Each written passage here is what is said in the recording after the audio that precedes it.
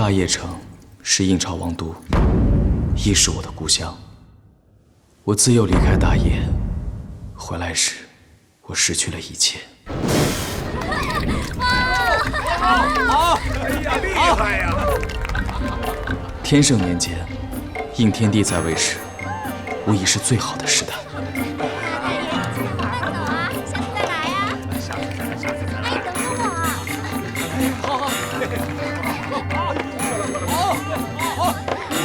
干嘛这是？就是发呀！姥姥，你看蝴蝶。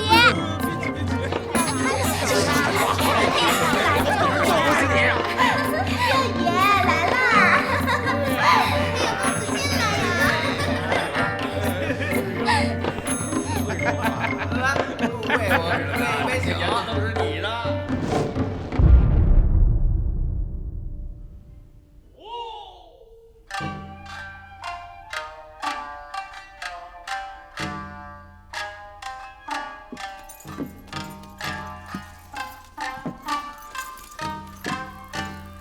回到大邺后，我以为自己会醉生梦死，就这样度过余生。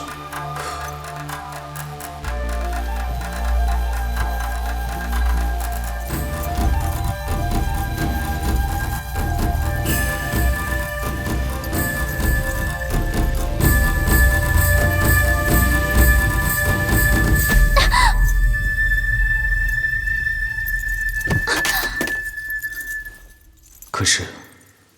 偏偏让我再次见到那团野火，它将燃尽我的一切。お天使、お前はスミナゲシをさんさん殺した。今日は己の名のをその名を告げた。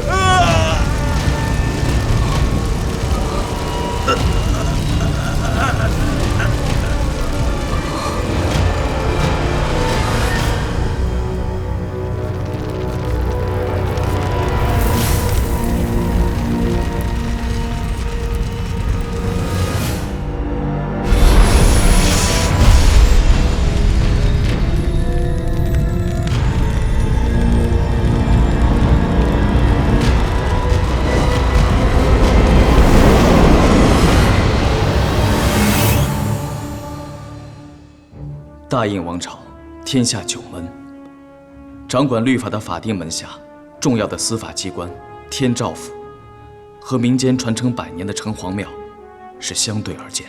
一个官方处理刑律司法，一个民间专断怪异奇悬。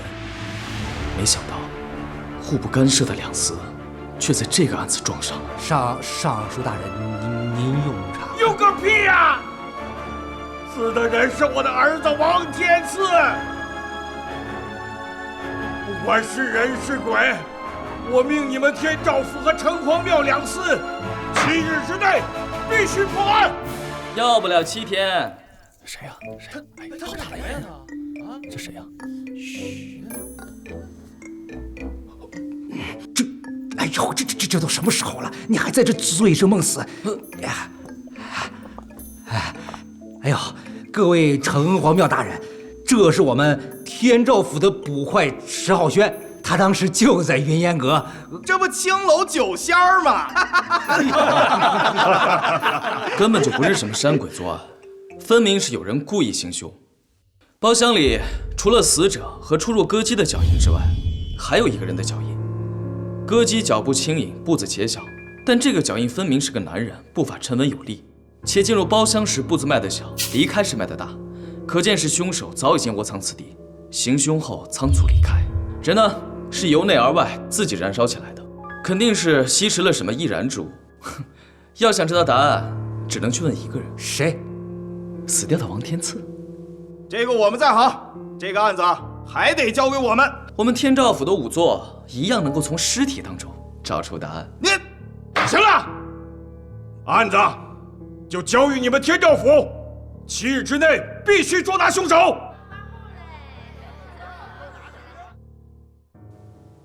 浩轩，义庄内棺材的陈列摆放是非常考究的，进去的时候小心点，千万别碰那些红线啊！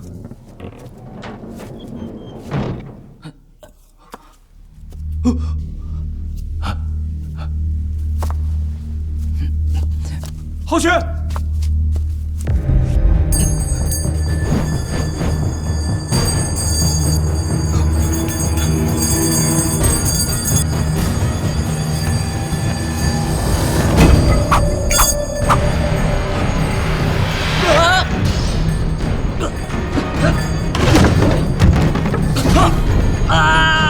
皓轩。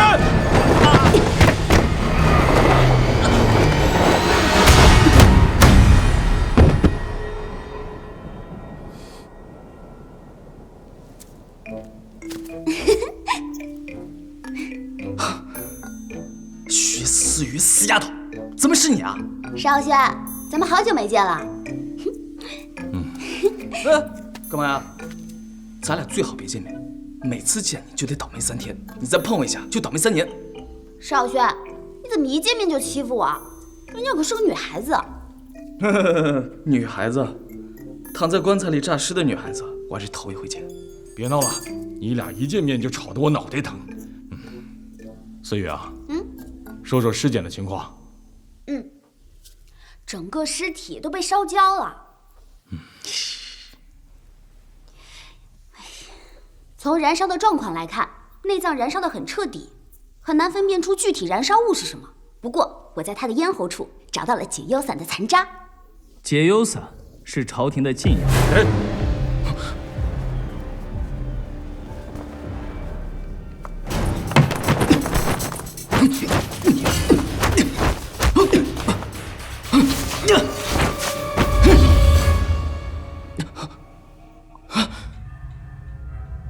天照府的人何时如此下作？城隍庙的人也这么行事鬼祟吗？皓轩，不得无礼！看来旁门左道的江湖骗术蒙混不了，就跑到这儿来找点小线索去邀功。看什么看？不服啊？比试比试！你还不够格。城隍庙按天地玄黄4个等级区分，如此年纪轻轻便已是天品尊者，那你一定是玄坤对吧？徐大人过奖了，正是晚辈。天品又怎么样？懂得练功修行，难道还懂得破案啊？你若懂得破案，为何把如此重要的线索留在了现场？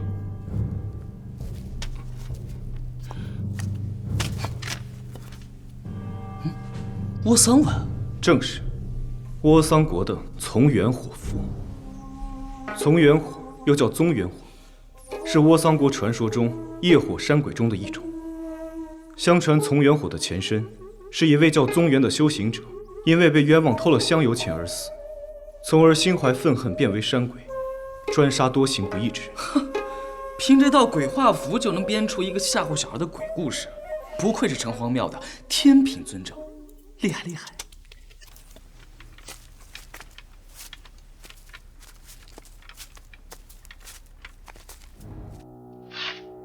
小兄弟，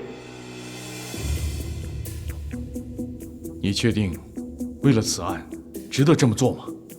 徐大人，业火若是不早点灭，恐怕会酿成大祸吧。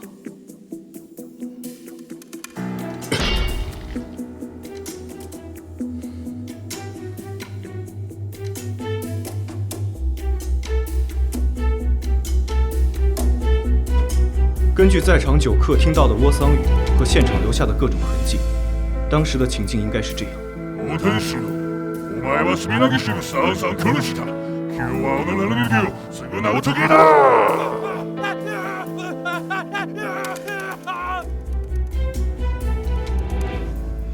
你凭什么如此对断当时的情景？果真是郑难言。爹，什么是郑难言？郑难言是城隍庙独有的探案手法。相传郑难言能通过观察尸体和现场最细微的蛛丝马迹，来推断出案发时的部分情境。只有极具天赋之人才能修炼这门功夫，但过度使用会反噬其身。徐大人，此事应是死者生前所害的亡灵作祟，已非你们天照府能力所及。这个案子就交给我吧。什么亡灵作祟，全是骗人的把戏！老子早晚把你们全都给揭穿了！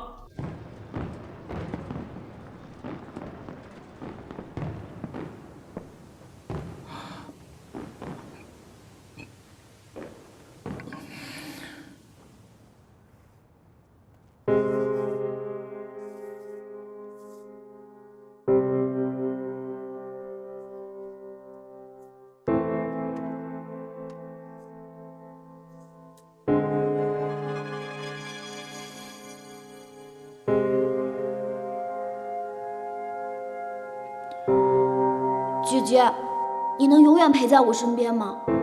当然，我会永远陪着你的。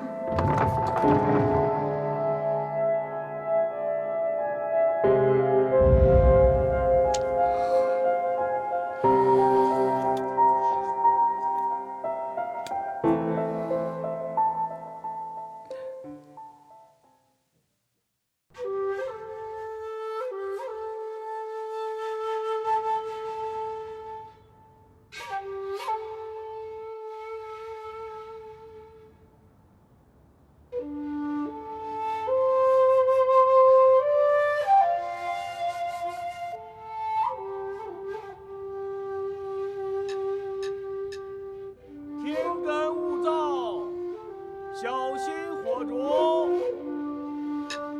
天干物燥，小心火烛。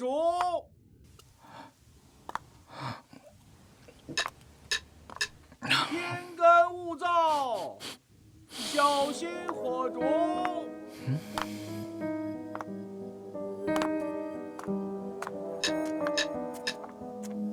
天干物燥，小心火烛。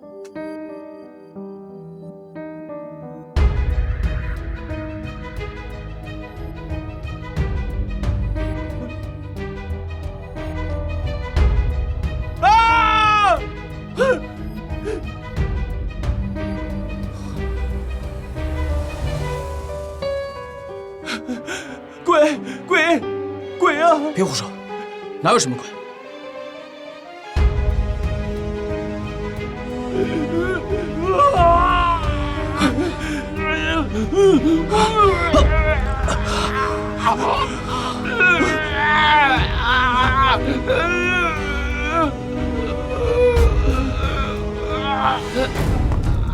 哥夫，这交给你了。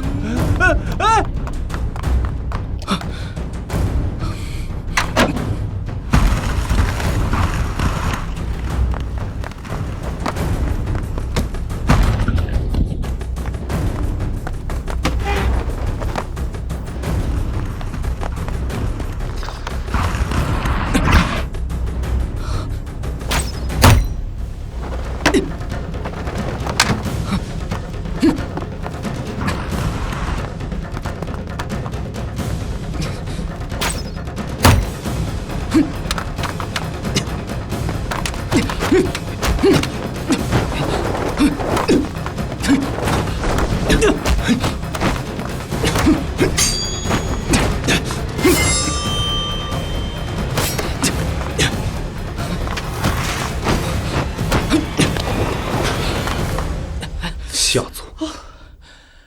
神官，怎么又是你啊？我发现异样时就赶过来了。刚到这儿，受害者已经烧起来了。不过我看到案发现场有黑影，所以就一路跟了过来。这么巧？怎么信你啊？我看见火光时，正在客栈，店主和小二可以证明。天照府的人。这边，哎呀，都回吧，都回吧，没看见天秤尊者抓鬼来了。来，回。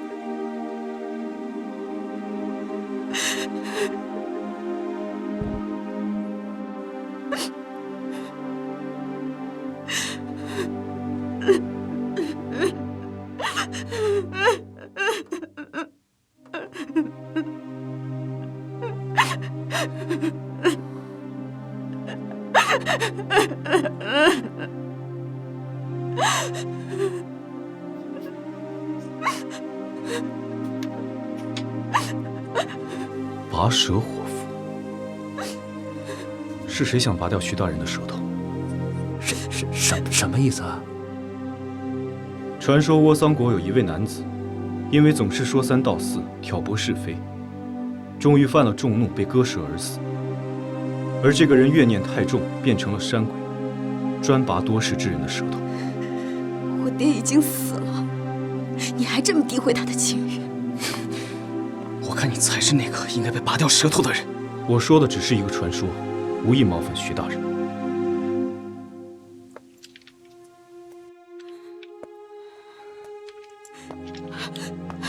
不许碰我爹！不许碰我爹！不许碰我爹！徐大人也死了，就以为是他的师傅。看来天煞孤星的传闻是真的。嘘，小声点，反正咱们以后躲着他一点。哎，走了，散了啊！哎，走。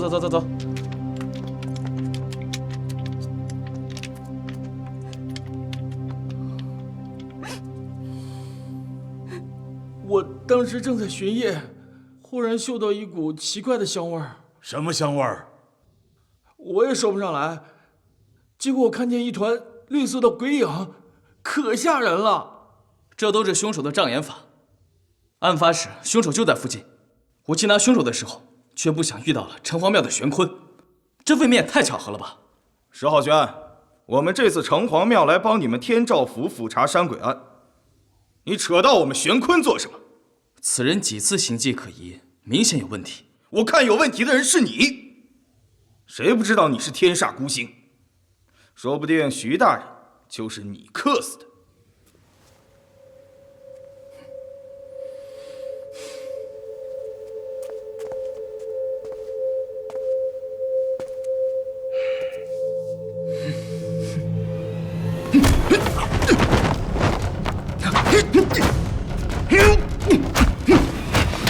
住手！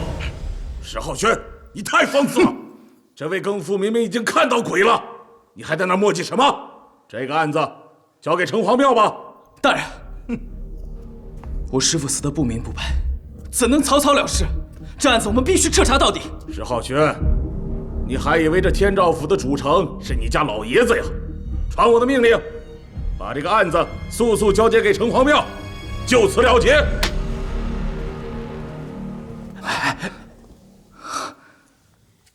文官眼睛糊了牛屎了！嘘，小点声，别再惹上头生气了。哎，先处理你师父的后事吧。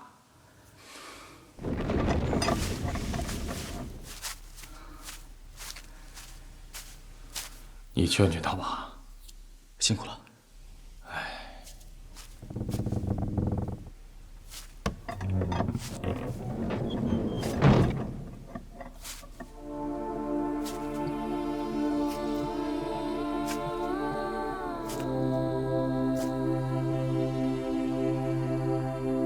思雨，放心，我一定会抓到凶手的。杀害我爹的凶手，我一定会亲自找出来。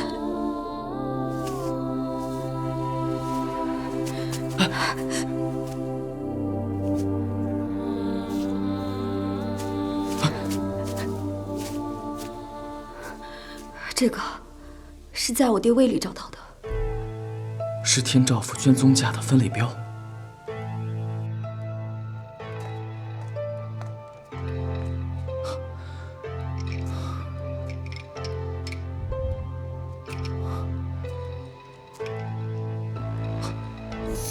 玄坤，掌门有令，大邺城中的业火杀人案，你不要趟着浑水，让其他人接替你。为何尊师突然这样安排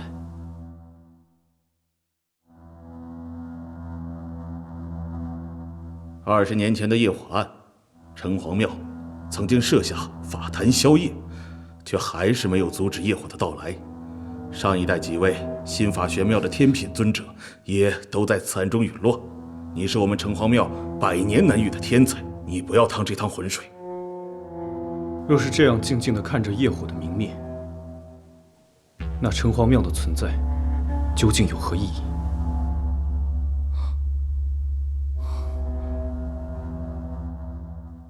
主城大人，这个案子既然牵扯到20年前的业火案，我们更应该查下去。罢了，我就跟你明说了吧，20年前的业火至今没有结案，这次一来就死了个天照府少卿，我想谁都不会愿意趟这趟浑水。大人不愿意查，怕是为了自己的官职着想吧？哼，行。石浩轩，你当真认为这是一起谋杀案？非常确定。下官本来就不信那些怪力乱神的传说。行，石浩轩，我就命你去查。如果3日你破不了此案的话，就调离天照府。正好，西域军营里还缺一个军法监。大人，您消消气，您这不是把他流放边疆了吗？这可怎么当得了真呢？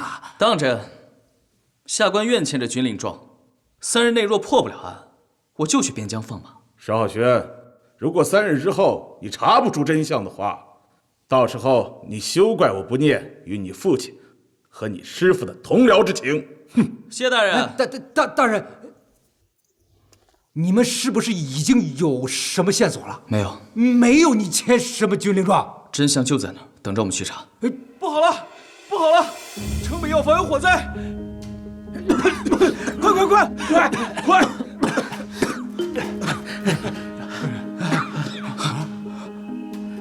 什么情况？老板娘在屋子里面炼药，屋子里面突然着起来了，门从里面反锁，我们进不去，她还在里面呢。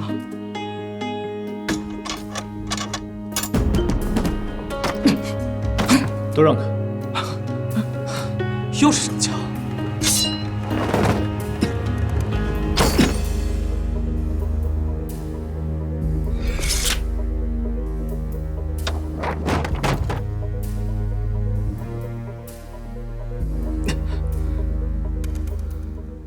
保护现场，其他无关人员出去。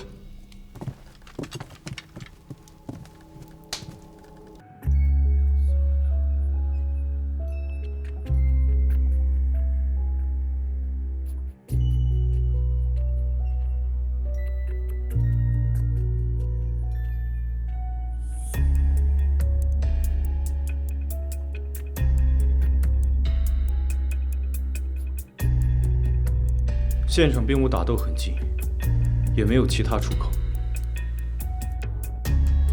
有一股奇怪的味道，这个味道我之前闻到过，并不是寻常的药味。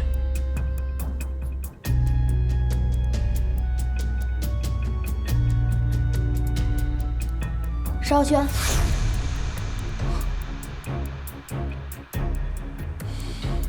就这个，拿回去验一下。一个无人进出的密室，又非意外。只能是窝桑山鬼了。大哥，还能不能有点新鲜的？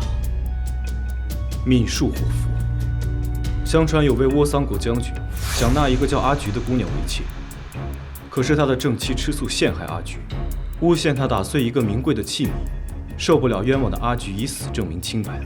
此后人们常听到阿菊的冤魂哭着数完器皿数量，然后再狂笑着打碎。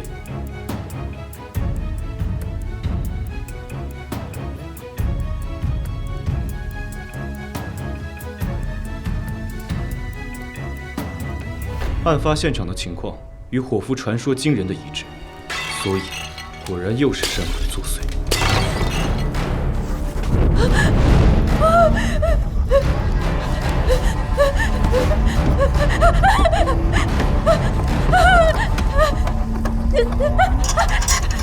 救命啊！救命啊！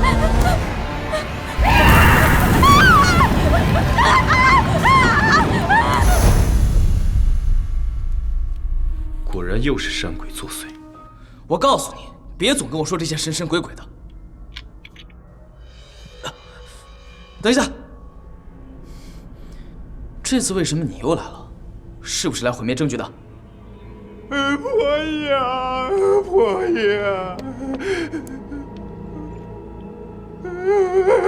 我就不该让你一个人在家炼药。这位就是老板了，方老板平时在外出诊，老板娘在家炼药。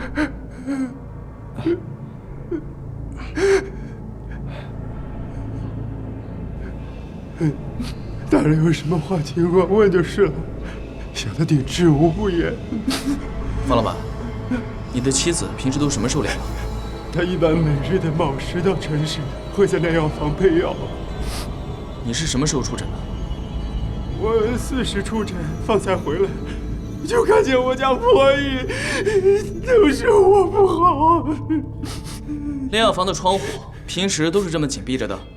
因为配方是我家婆姨祖传秘方，只为防止秘方泄露。那平时都是什么人能够进房间？只有她一人，连我都不允许进这个房间。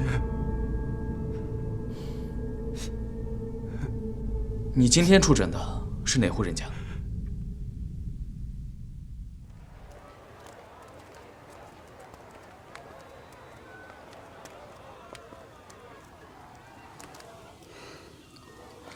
怎么了？你不会……放心吧，我会公事公办的。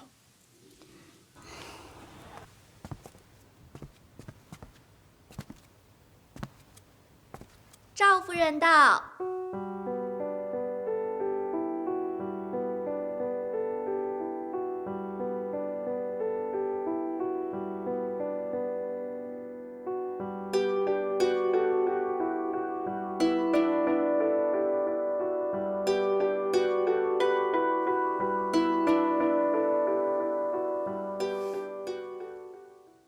我婆婆今日已经睡下了，二位大人有什么就请跟我说吧。赵夫人，最近都是方平大夫来给赵老夫人看病吗？是的，要不是他，以我婆婆今日的身体状况，早就已经扛不住了。那方大夫最近一次是几时来的府上？今日4时，这是我们早就已经约定好的。几时离开？是未时。为何记得如此清楚？天天煎药的人，自然对时间很敏感啊。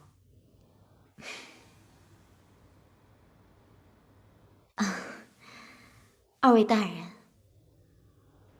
方大夫是犯了什么事吗？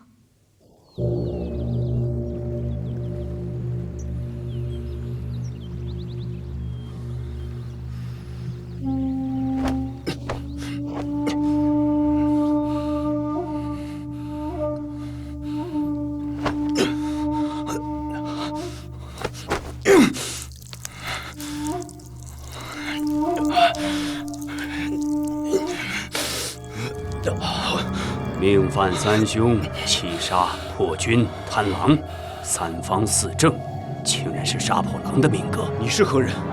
你就是于无期那个能开正南眼的弟子吧？你认识师尊？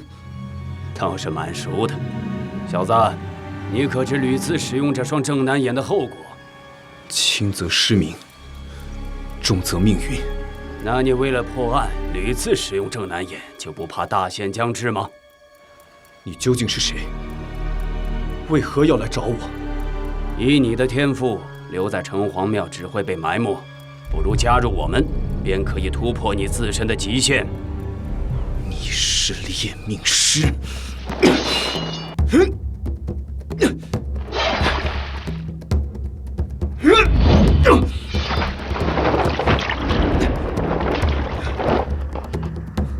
给你一点信息，你想找的东西在城隍庙的神龛中。你知道我想要什么？当然，面对你内心的欲望吧，你根本不想接受自己的命运。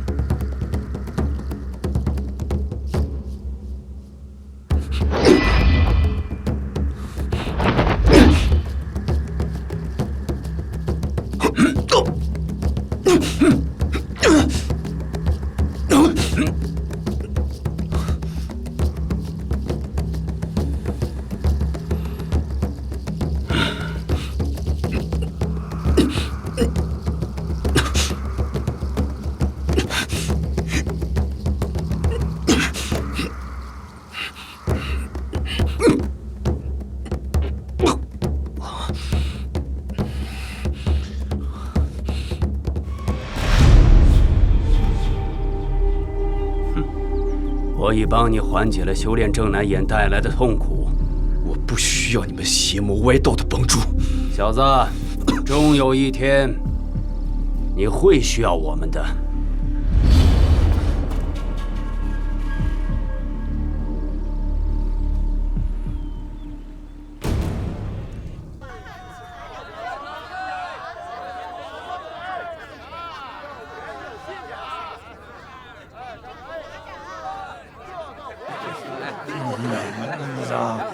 我还能喝，再喝。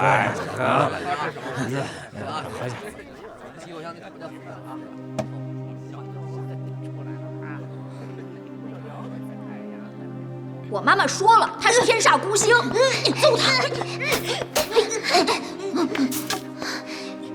浩轩少爷，没事吧？你离我远一点，不然你也会倒霉的。我会一直陪在你身边的。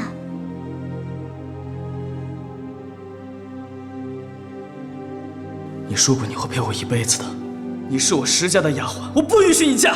赵家已经为我赎身了。好，以后你跟我石家两清了。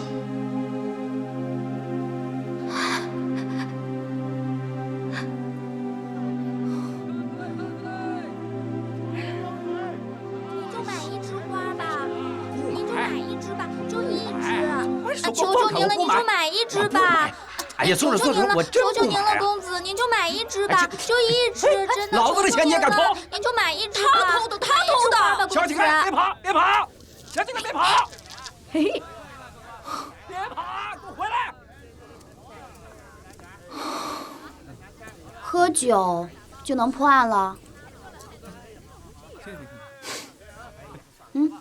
什么呀？老板娘陈婷的尸检跟之前两起案件没有什么区别，不过黄色粉末我已经查出来了，是西域麻醉用的香料，敦煌醉。敦煌醉。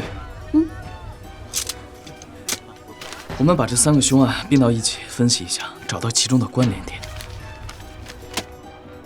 我们就能破案了。走。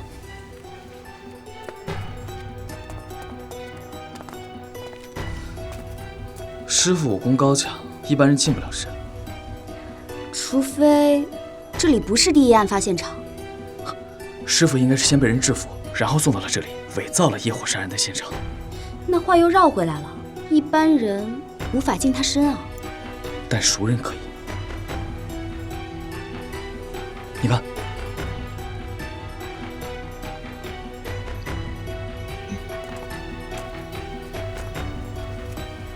他是谁啊？先不管他，我们先到第3发现场。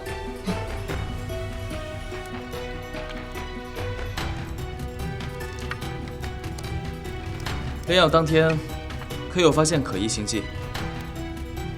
炼药房一般不对外人开放，我炼药时都会由内把门锁上，房间就会变成一间密室，外人又如何进来？你错了，这并不是一间密室，凶手很有可能从烟囱里爬出。难道有什么特殊装备能让凶手顶着高温爬出？我检查过烟囱内壁，只要生火，壁炉就会沾染灰烬。凶手攀爬必然会留下手印和脚印，但是现场没有留下任何的痕迹，所以只有一种可能。真有山鬼？很显然，凶手需要在点火之前离开房间。若方平是凶手的话，他如何逃出？不对，方平有不在场的证明啊。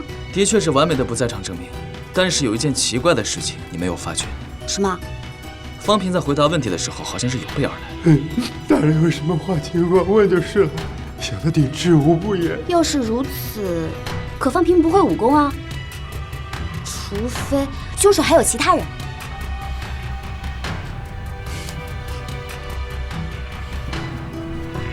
案发当天，你还发现了什么吗？哦，这个。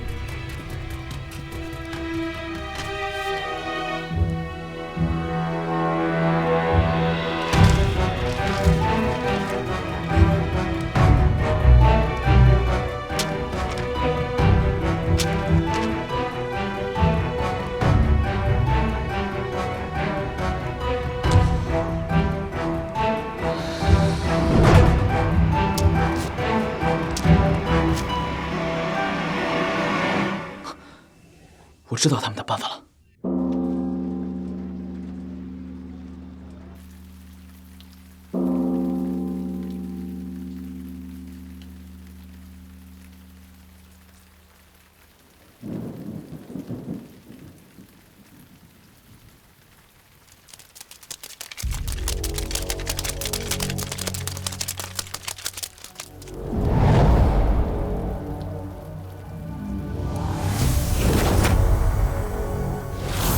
拿下！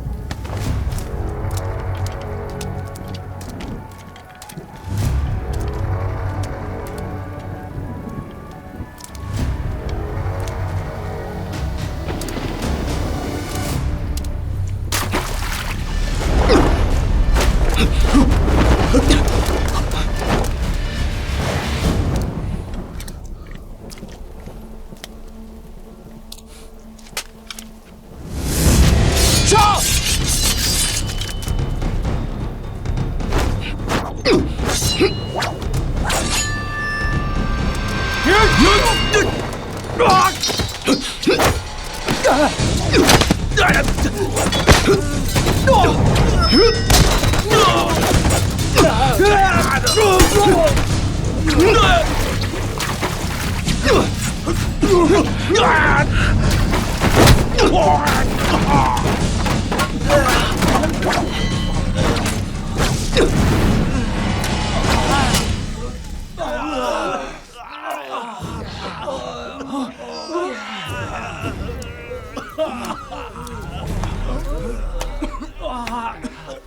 功夫不错呀，有没有兴趣到天照府走一遭呀？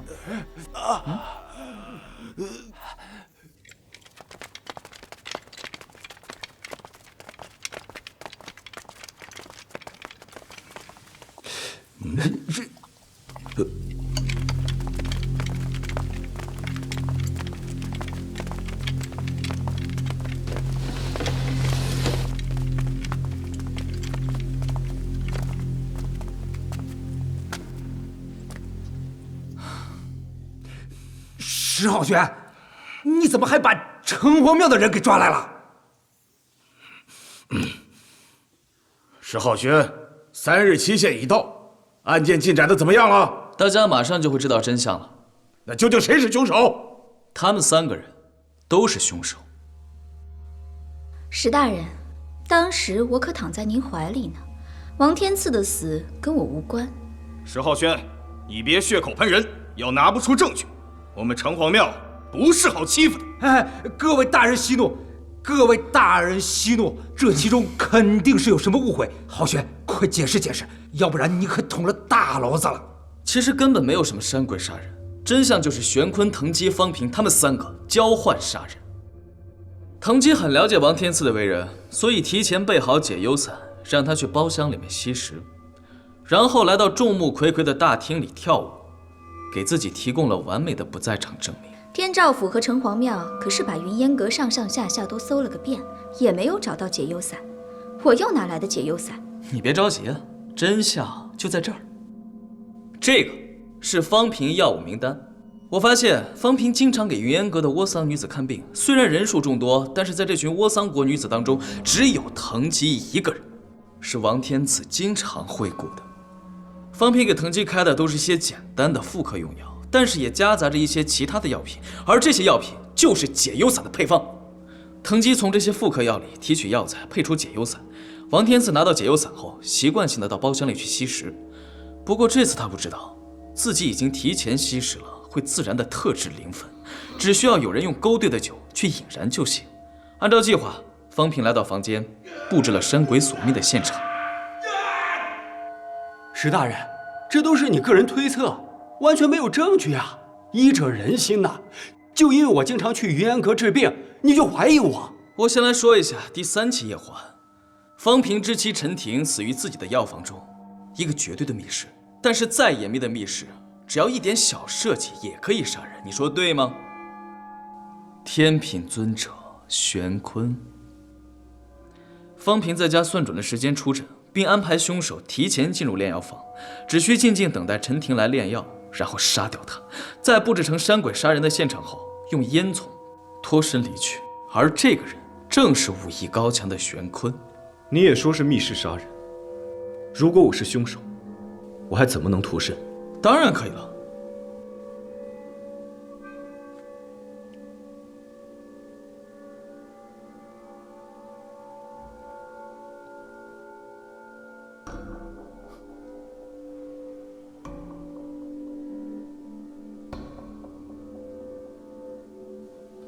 等凶手从烟囱里爬出，新产生的灰烬就会掩盖之前的痕迹，而药房就成了一个山鬼杀人的密室。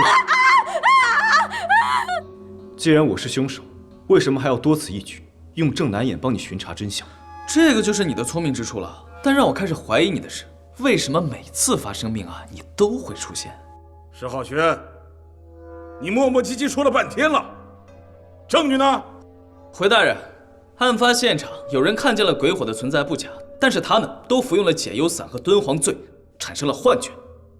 凶手就是将敦煌醉掺杂在了点燃的鬼火里，火气烟散，附近的人都会嗅到了这股迷烟，而凶手用幻术引导中招者产生了幻觉。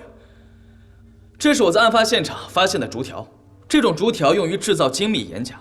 我年幼随父亲到窝桑国的时候，看到窝桑国的演师就用岩甲制造出了各种形态的烟花幻术，我照葫芦画瓢也做了一个。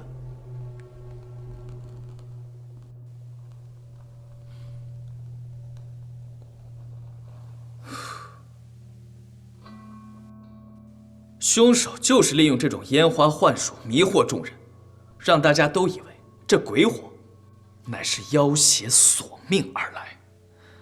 你每次在案发现场都要讲起窝桑火符的传说，其实就是在刻意引导，想让所有人都认定这是山鬼作祟。如此一来，天照府就会彻底的放弃调查。而如果交给你们城隍庙的话，如何结案，哼，还不是你一个人说了算？徐大人出事那天，我虽然在附近，但是所有人都可以证明我不在案发现场。那我是如何放的火？因为凶手下手的地方根本就不是那条街，而是天照府的档案室。如果我没猜错的话，此人应该是知道师傅查到了什么，所以有所忌惮，尾随到天照府。而我印象中，知道案件细节的除了我、师傅、徐思雨三人外，还有就是和我们在义庄碰面的玄坤。因为我师傅认识玄坤，所以才放松警惕。你故意在附近的客栈现身，制造了不在场证明。不过你们没想到的是，这第3起案件出了点小失误。本来完全可以作弊上官的你，为了怕藤吉被我抓到，所以故意出面阻拦。我也不相信是你，可是师傅死的地方就在城隍庙附近，能和这些所有的事都有巧合的，除了你，没有其他人。那我为何要这么做？我也好奇啊，所以为了了解你，我查了许多关于城隍庙的资料。如果我没有猜错的话，这些都属于你们所说的邪门歪道、猎命师的禁术，而你正是为了可以逆天改命，故意制造凶案发生。说了那么多，证据呢？证据就是师傅留下来的卷宗。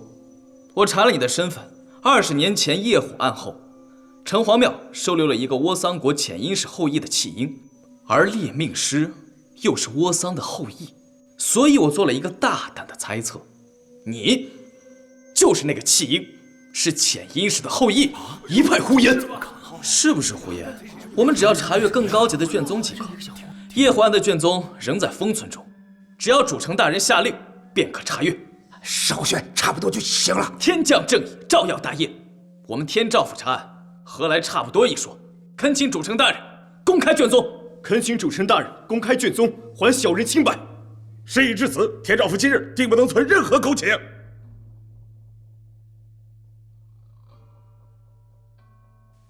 天圣12年，窝桑国潜印使驿馆现无名业火，驿馆俱焚，死者一亡，唯存一孤婴藏于断梁之下，被城隍庙的尊者救下。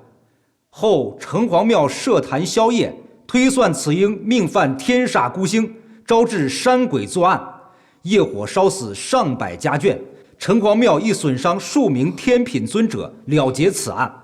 而孤婴由时任天照府主城石伟收养。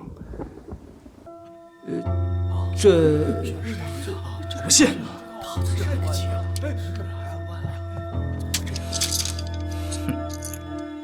看来事情有转机啊！看戏。大人，王大人死的那晚，我可是在家里陪婆姨炼药啊。可如今我家婆姨……主城大人，徐大人死亡的当晚，我和姐妹们在云烟阁忙着接待客人，这事儿您不比别人更清楚啊。陈大人出事的时候，我正与师兄们商讨事情，师兄们皆可作证。石浩轩，本官可是给过你机会了，你休怪本官无情，就按照军令状处理吧。有胆敢求情者，跟他一块儿去边疆喝马奶。大人，别啊！闭嘴！这分明就是要挟作祟，还烦请城隍庙的同僚了结此案。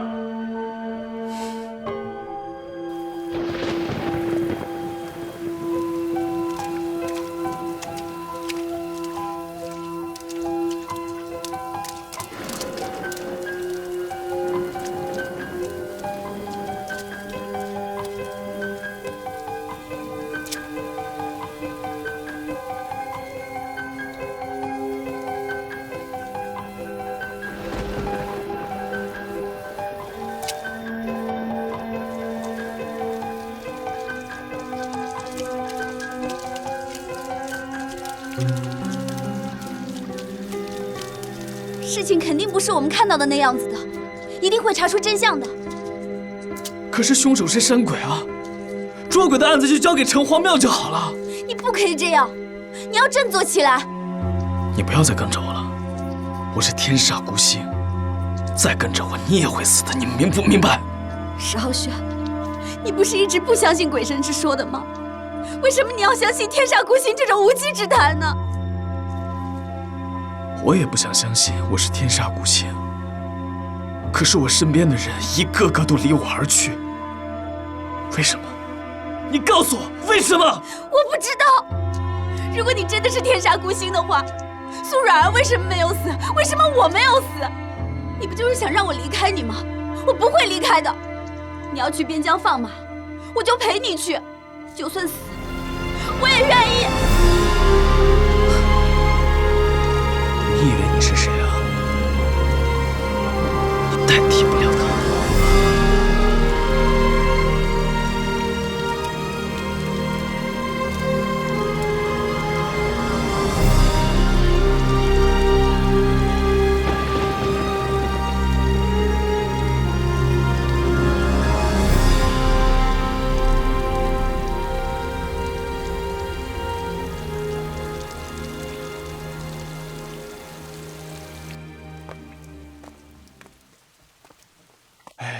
看见没？他就是那个天煞孤星啊！有那么邪门吗？哎呀，你们不知道，整大邑城都传开了。这哥们儿邪乎得很。20年前出生的时候，家里100多口人全死了。哎呦，别说了，他在看我呢。走。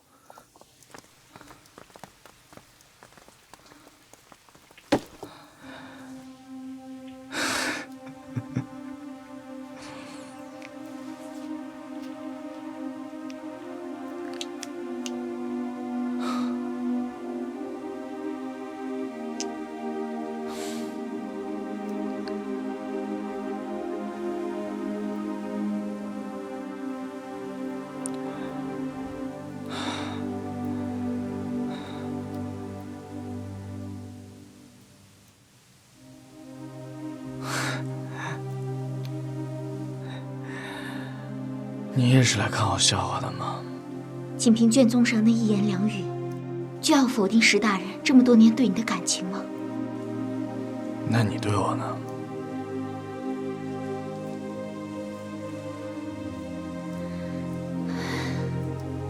你喝醉了。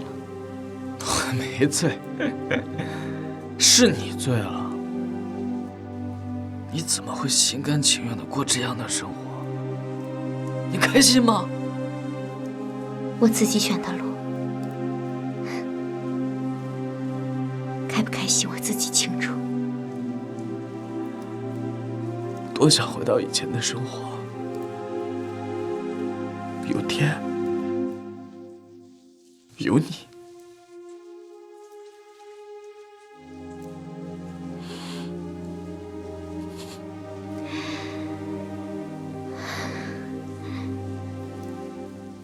侯轩少爷，我陪你一起离开大业城吧。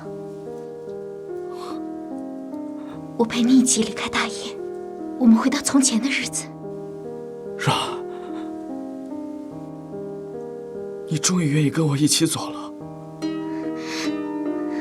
明晚，月老庙前，你在那儿等我。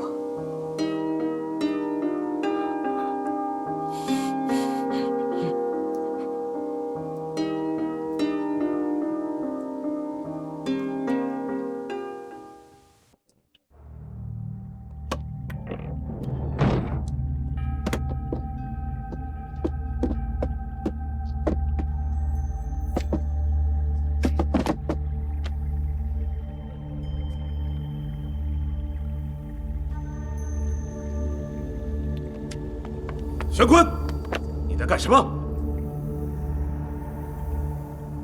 这便是20年前城隍庙前辈镇在庙中的窝桑山鬼图吗？放肆！这是我教的禁忌。纵然你是掌门的关门弟子，也不可以如此目无教规。关师师兄，此图借我一阅。得罪。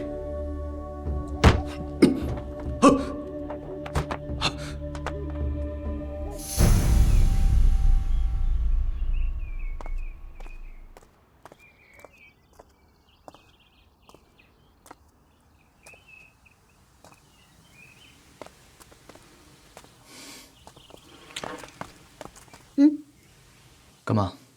我刚好有个发现，20年前的案子跟现在这桩有必然的联系。我不想知道。当年唯一的目击证人是赵老太太。我说了，我不想再查下去了。目击人是赵家的赵老太太啊，你不觉得这个案件我们应该从她入手吗？这跟20年前后的2起业火案肯定会有联系的。你一遇到事情就想躲避，你要躲避到什么时候啊？我今天是来收拾行李的，我今晚就离开大业了，也许就此老死在西域了。这个卷宗你留下，你爱看不看。就算没有你，这个案子我一样可以查。只是我不想让我爹死得不明不白。抱歉，当我看错你了。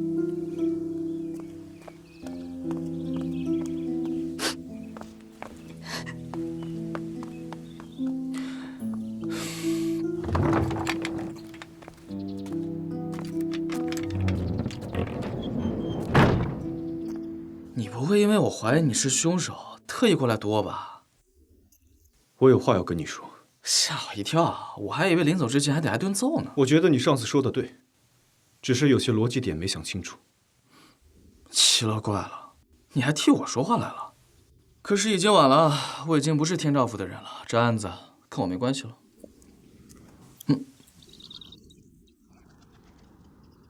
你就打算这样放弃了？大哥，你这是要干嘛呀？不是，你干嘛要这么执着呢？这案子跟你有什么关系啊？你看看你，为了查眼睛都快瞎了。就算瞎了又能怎么样呢？虽然我不是钱应氏的孩子，但是我的父母也死在那晚的夜火案中。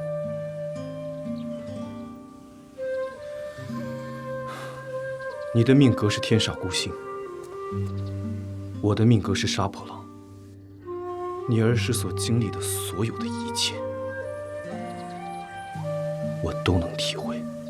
不，你体会不了。不管你承不承认，从我们俩出生的那一刻，我们的命运就纠葛在一起了。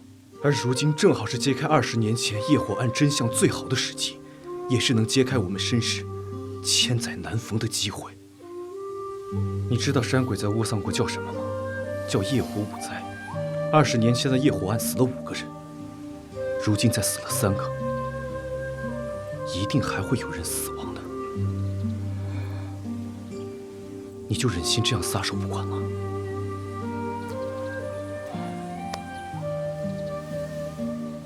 抱歉，我必须离开大业了。我本以为你和天照府的其他人不一样，结果是我看错了。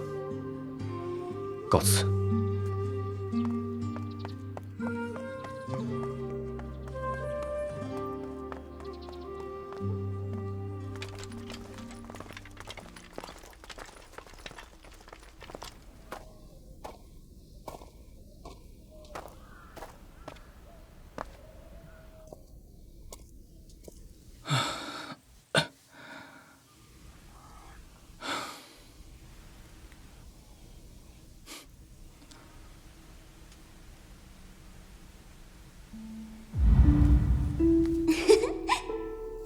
少轩，咱们好久没见了。咱俩最好别见面，每次见你就得倒霉3天，你再碰我一下就倒霉3年。如果你真的是天煞孤星的话，苏软儿为什么没有死？为什么我没有死？你不就是想让我离开你吗？我不会离开的。你要去边疆放马，我就陪你去，就算死，我也愿意。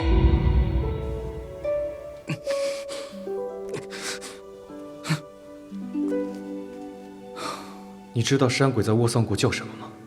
叫业火五灾。如今已经出现的从元火、拔舌火、泯树火，还有姥姥火和吊瓶火，一定还会有人死亡的。当年唯一的目击证人是赵老太太。姥姥火？难道？哎，思雨，小祖宗，你慢点儿。哎，你一个姑娘家，半夜3更查什么案？万一出点事儿怎么办？那你也不给我派人？你这不是为难我吗？这事也摊在我头上了。行，我舍命陪君子啊！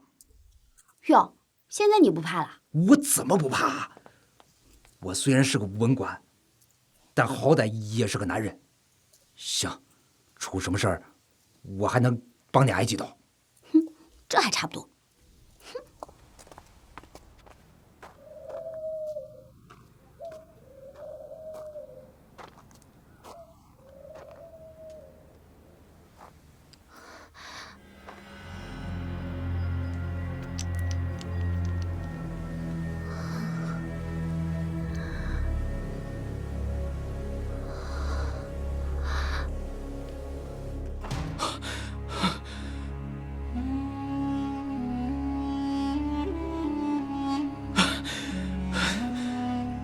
这死丫头不会已经去了吧？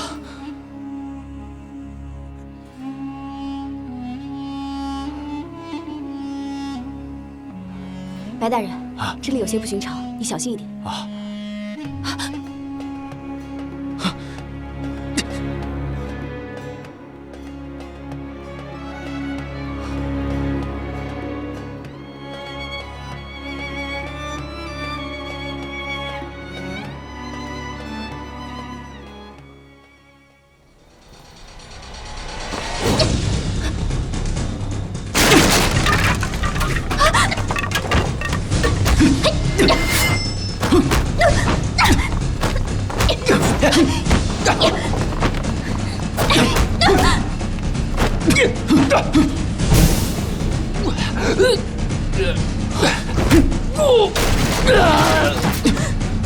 果然是你们俩，为什么要这么做？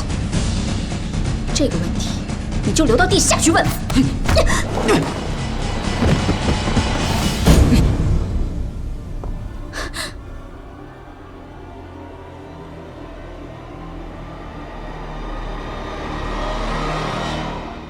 你为什么要回来？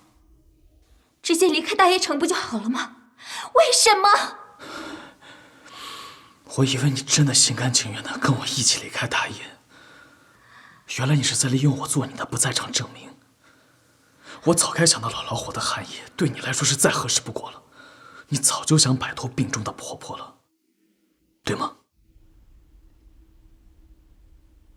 你什么都不知道，真正的山鬼是他们，不是我们。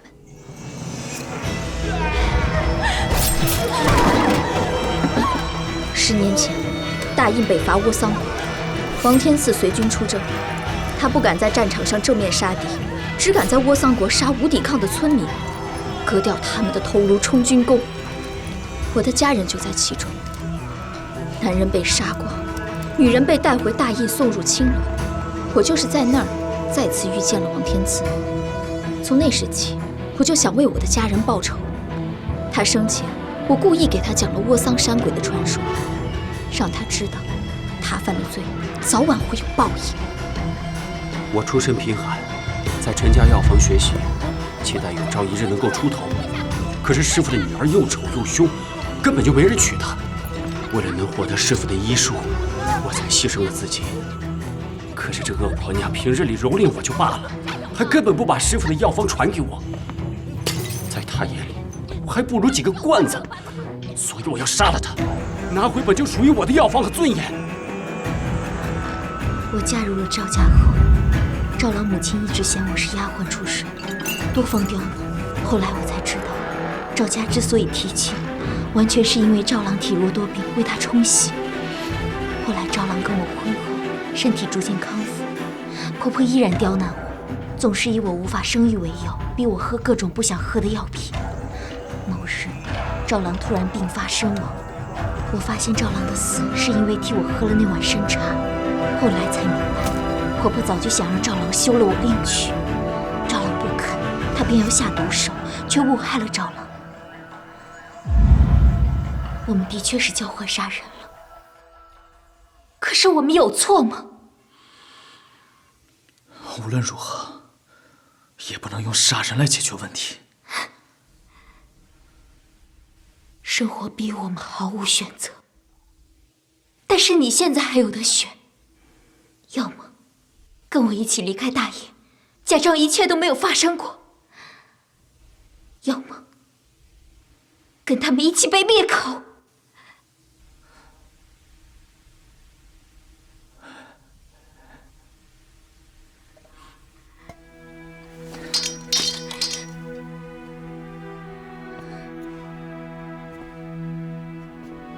我可以跟你一起离开大野，一如当年继续踏马高歌，云游四方。可为什么要杀人呢？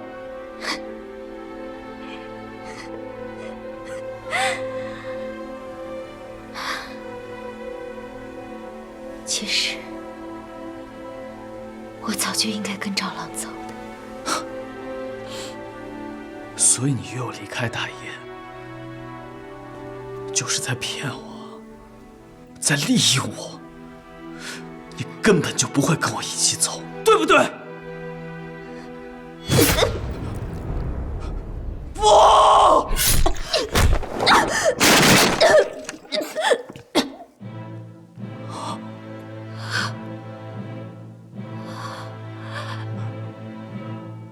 藤姬，藤姬。早知道赵夫人心软，就意味着风险，不如早点杀了她。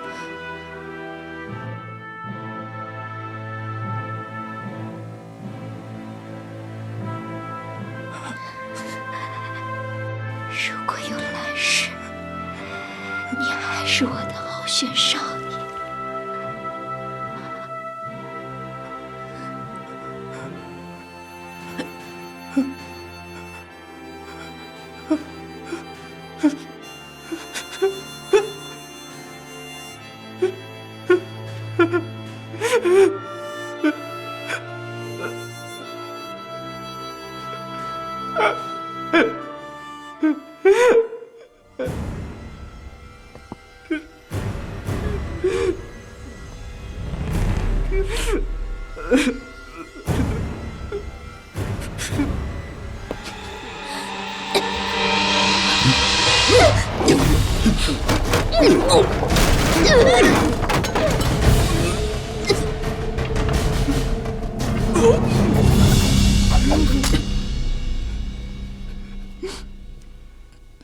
快带徐姑娘他们离开。野火无灾，还少一灾，凶手还有一个。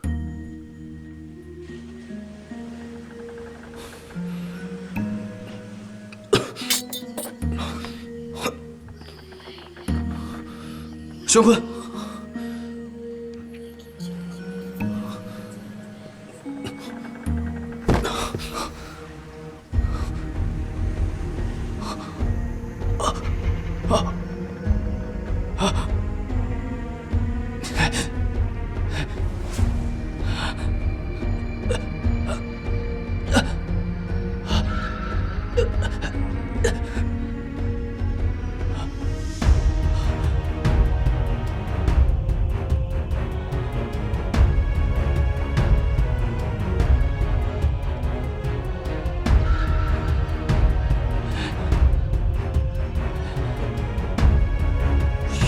是你，这不怪我，都是徐生逼我的。徐大人，这解忧伞的案子，您能不能不这么较真儿啊？白叔，你怕了吗？我怕什么？我要是卖解忧伞，我现在就拿着1半赚的钱来贿赂您。我徐生是什么人，你心知肚明，不要再探我的底线。刚才你说的话，我就当你是在开玩笑。本来就是玩笑，您看您还急了。哼。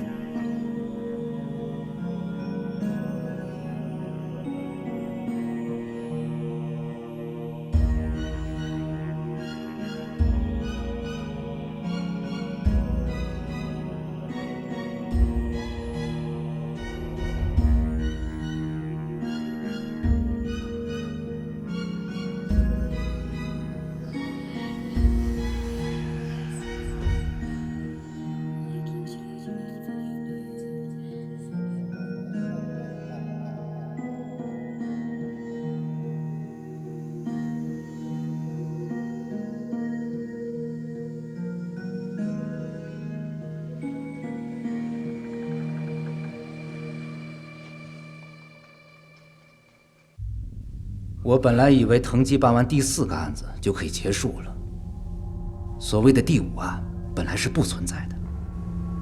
可是没办法，为了模仿业火5灾，多一个少一个都不行。要是你们当初听了我的话，不掺和进来，我也不用花心思布置第5个现场。大家都知道你和徐思雨出来办案，我们都死了，你也脱不了干系。那我只能把你个窝桑国后人做成凶手。玄坤和徐思雨追踪于此，不幸被你击杀，而我赶到的时候，你已经身负重伤，我只能将你就地正法。这的确是最好的解决办法。你那么聪明，应该知道这第5种火是什么。所谓吊瓶火，应该就是飞蛾扑火吧？越接近真相，就越接近死亡。这吊瓶里燃着的可是敦煌罪。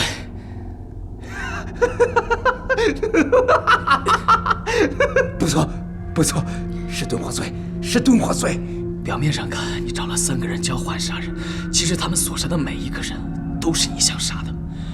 腾基想杀的王天赐是解忧伞最大的买家，如果他不死，我师父早晚会插到他头上。而杀陈婷是因为他断了货源，挡了你的财路。但是杀赵老夫人，这又是为何？你可知道，这个老太婆的男人是当年刑部尚书，和你父亲一样，是20年前业火案的经历者。这里面藏着一个天大的秘密，这个秘密，要不在赵家人手里，要不就在你手里。我的目的可不只是做解忧伞的生意。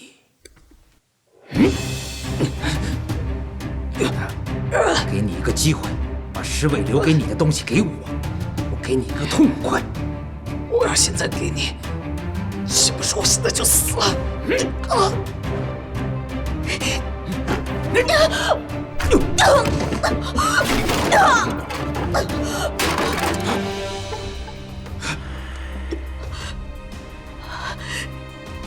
思雨，思雨。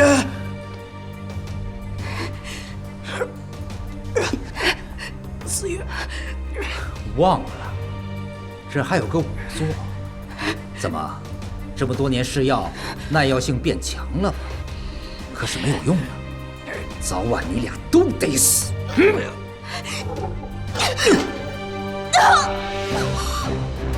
思雨，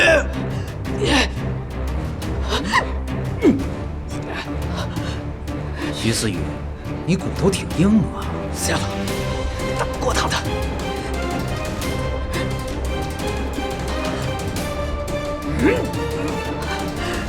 不许伤害他。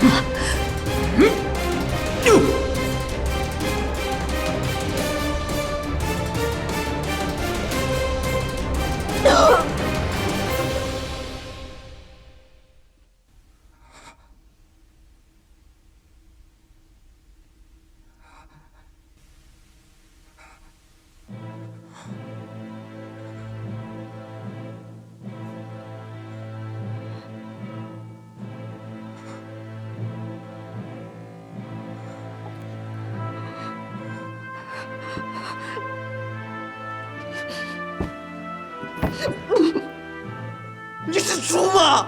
快走啊！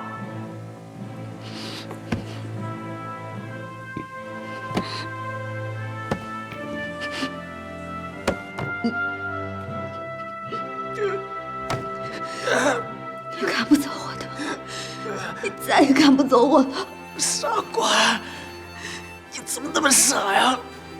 我最后悔的事，就是你第一次让我离开你时，我真的离开了。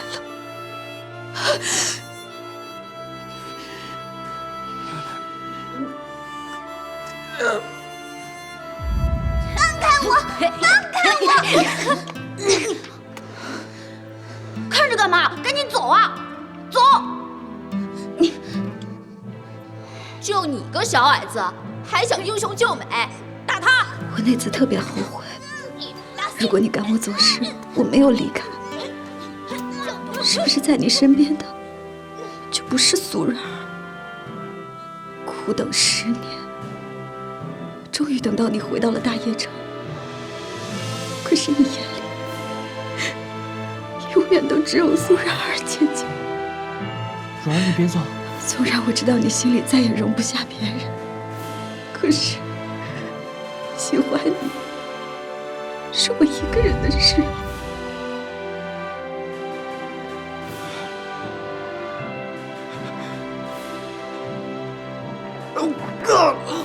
徐思雨，这个傻瓜，你为什么这么傻呀？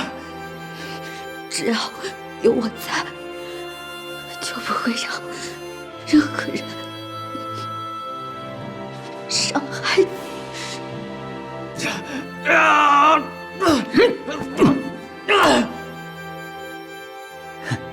石少爷，你先想想你爹留给你的东西在哪儿，我研究一下你的袖剑。徐思雨，你可要待好了，这玩意儿我可是第一次玩，射到哪儿可就看你运气了。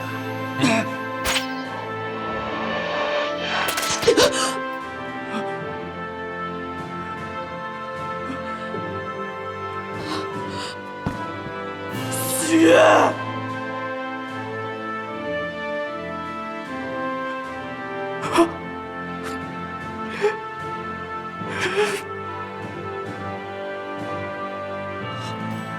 果然是天煞孤星，又害死一个爱你的人。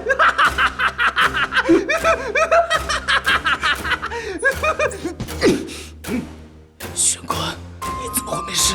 敦煌醉气走成林，我封住自己的风赤穴，方才解开此洞。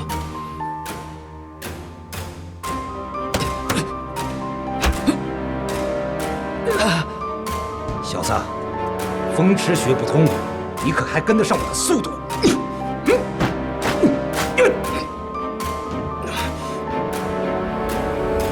你居然会禁术，不知道的东西还多着呢。这招对我没用。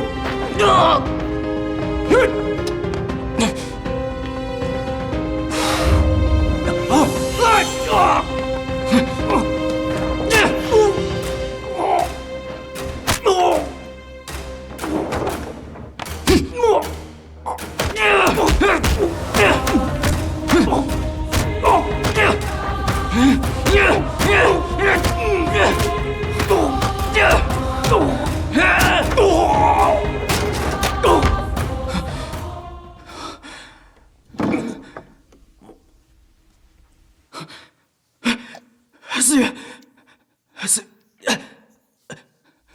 思雨，思雨。思雨，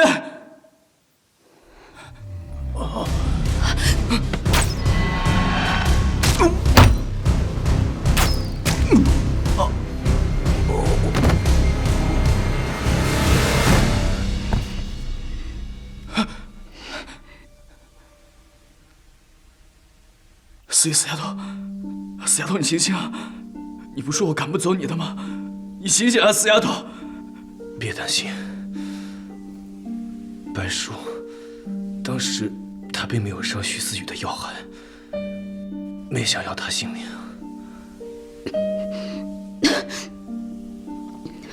挺是挺得住，但是能不能把那个死字去掉？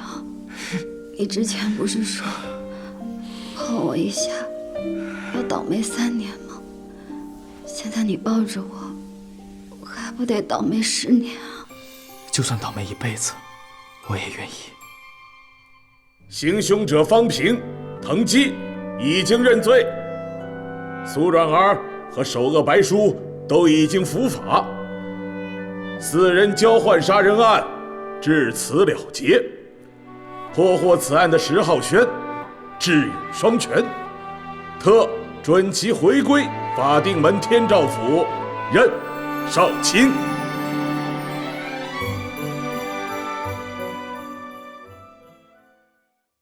按照阮儿姐的意愿，让她和赵公子合葬，业火杀人案总算是了结了。不，还没有结束。制造业火的红莲我检查过，是猎命师的法器，以白叔之力无法得到。何况白叔一介文官，突然变得如此暴躁，一定是修炼的邪魔歪道。他的背后，一定还有别人。白叔看似首恶，但是有很多事情还不清晰。他一直追问20年前我父亲手中的东西，那到底是什么呢？不管是什么，20年前的钱应史灭门案、业火五灾案，和如今的交换杀人案，一定有着千丝万缕的联系。所有的疑问，总有一天都会有答案的。我决定留在大业，继续追查。你再也赶不走我了。你也赶不走我了。有问题吗？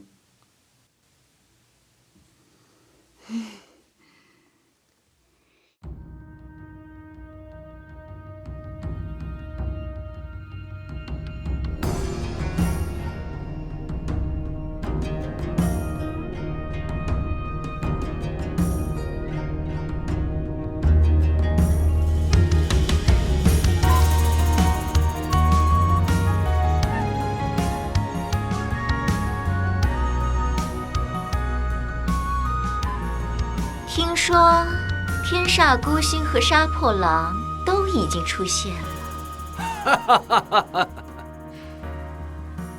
更有趣的是，他们还成为朋友了。看来这宁静的夜要被2位天外星宿使者打破了。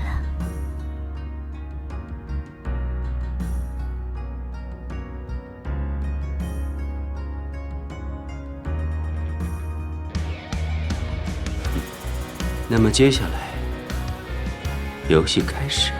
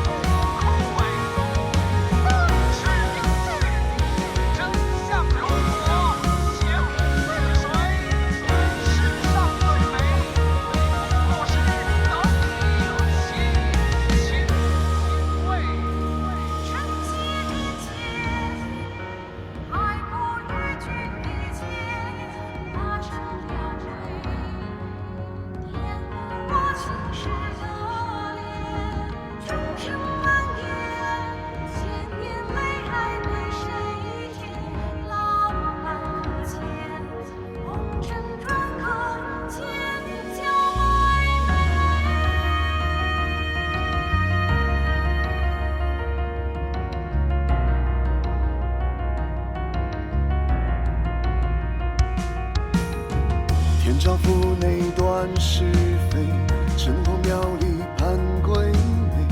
若笑情深守无常，纵然会寂也心碎。判断陛下孤心累，朕难眼里是冤罪。吊瓶火气不肯退，十分红尘几应尘